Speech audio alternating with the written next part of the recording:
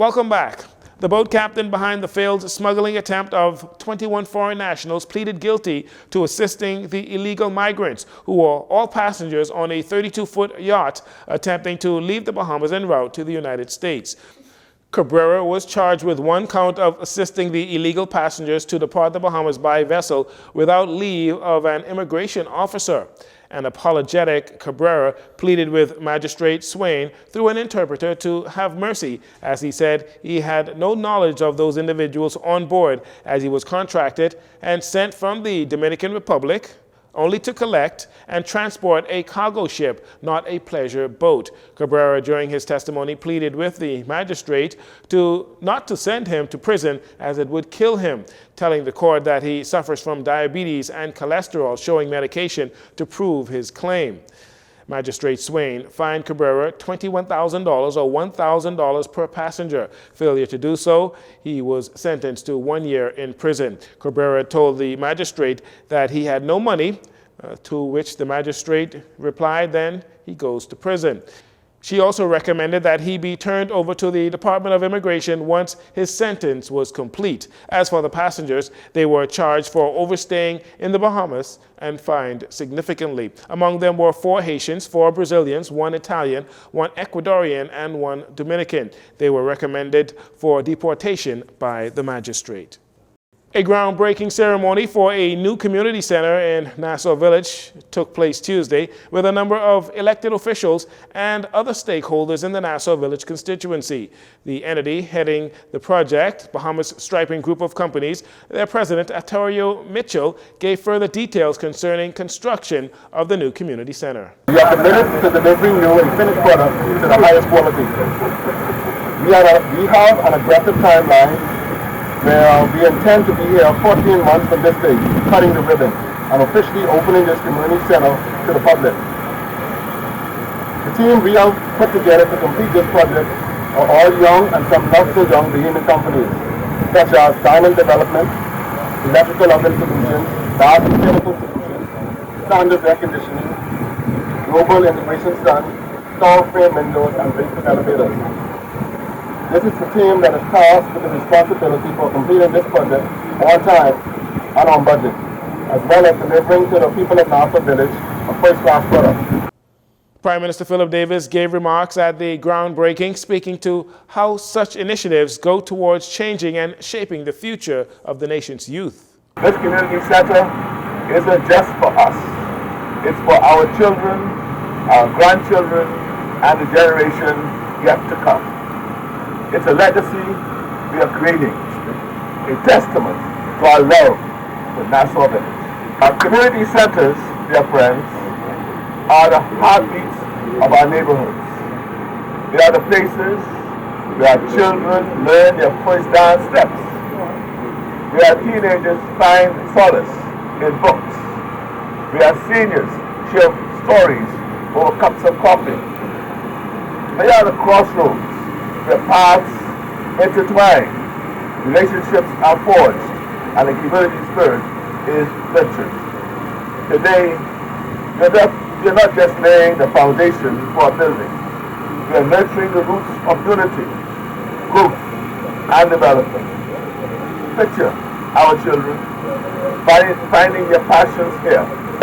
Speaking on behalf of his constituents of Nassau Village, Member of Parliament Jamal Strawn talked about what it means to see the project come to fruition. Today in the great constituency of Nassau Village, we make a conspicuous stride in ensuring every promise made is a promise kept. This monumentous groundbreaking of this state-of-the-art multi-purpose center serves as the first of its kind in the constituency of Nassau Village. Accommodations will comprise of a med-bay computer lab, conference rooms, representative offices, multi-purpose offices to allow for social services, modern industrialized kitchen, backup generator, and much more. Today we bridge new vision. Today we establish hope once again. Today we actualize a new day for the constituency of Nassau Village. Last week, while making the budget communication, Prime Minister Philip Davis made some strong statements in regards to the struggling Freeport economy and the failure of the Grand Bahama Port Authority, the GBPA, to fulfill its obligations as outlined in the Hawksbill Creek Agreement to ultimately drive transformational growth in Freeport. The Prime Minister said the government may be forced to take decisive action to reverse the decades-old decline of Freeport.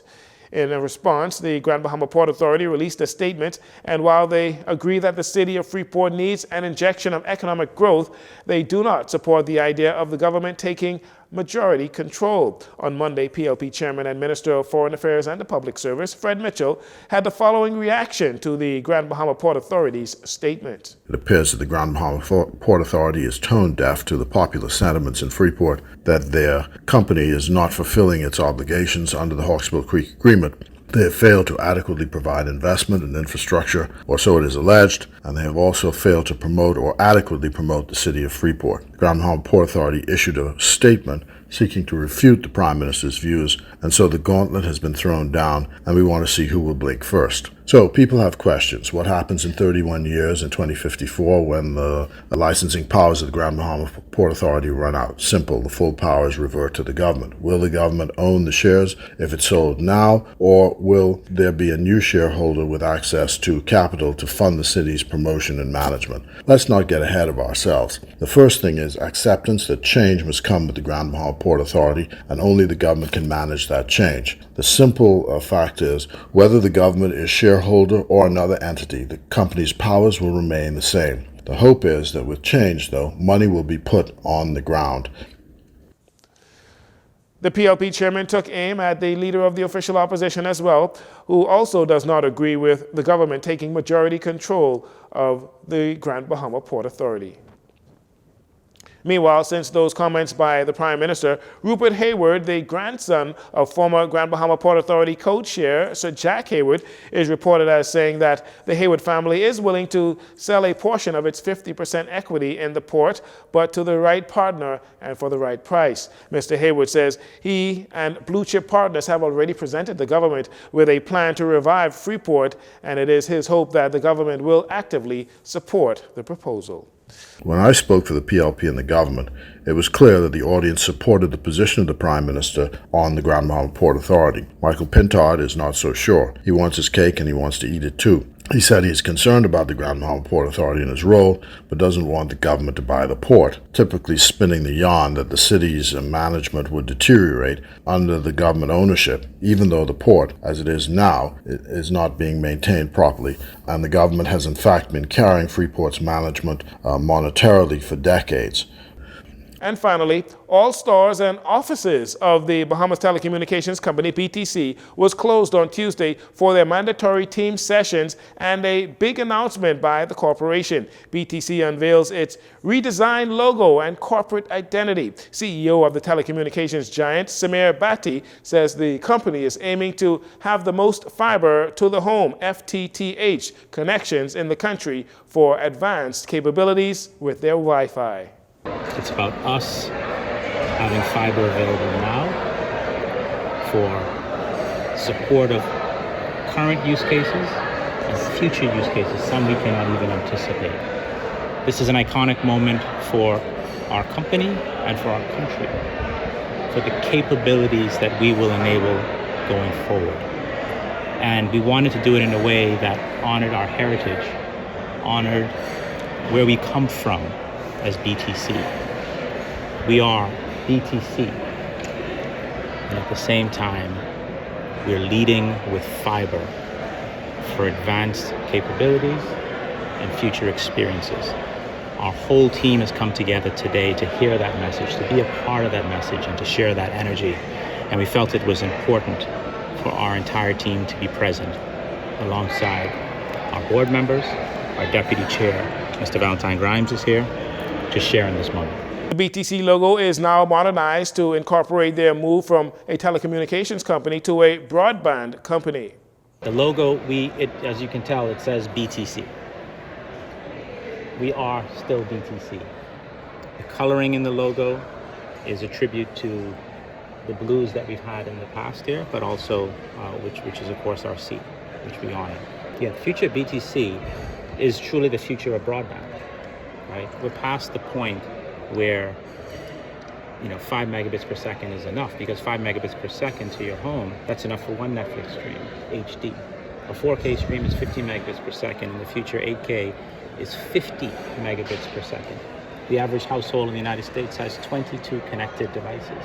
So if you add it up, we're in the gigabit era. And we're heading to the multi-gigabit per second era. And we need a network to support us. To get there, fiber is the right choice for that network for the Bahamas. Mr. Bhatti says BTC has fiber in 80% of New Providence, and in the next 9 months, over 90% will be covered.